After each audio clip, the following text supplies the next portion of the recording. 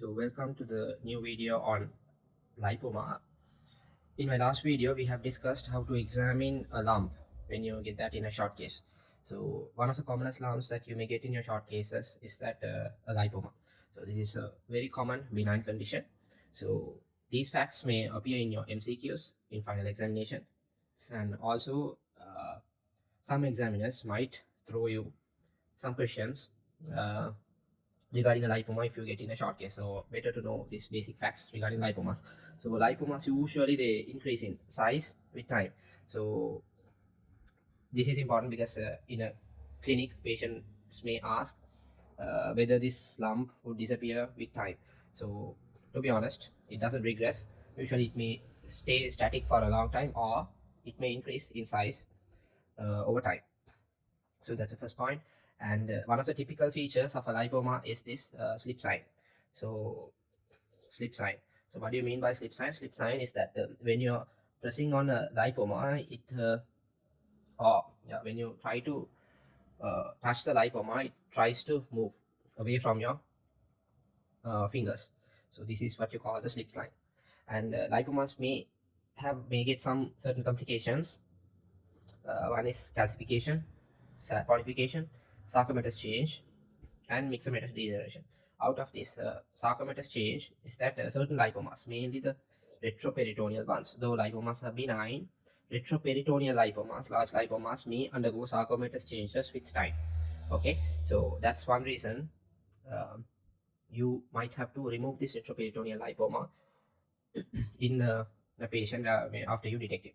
And you also have to remember that lipomas, which is this lump, mostly it is made of fat.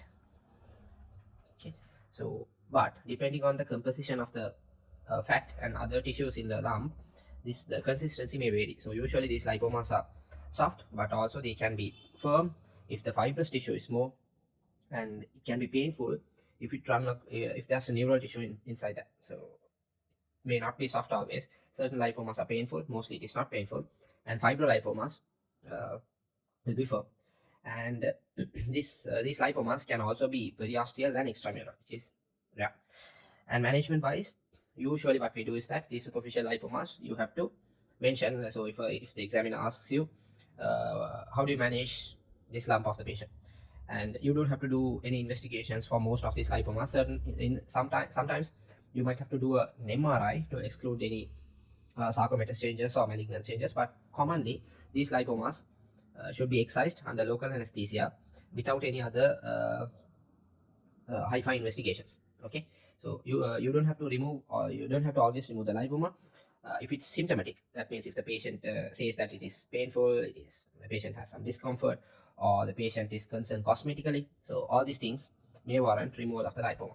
And to qualify your diagnosis, you can say lipoma which is not attached to the skin, or intramuscular lipoma in the short case. So sorry for the spelling mistake here.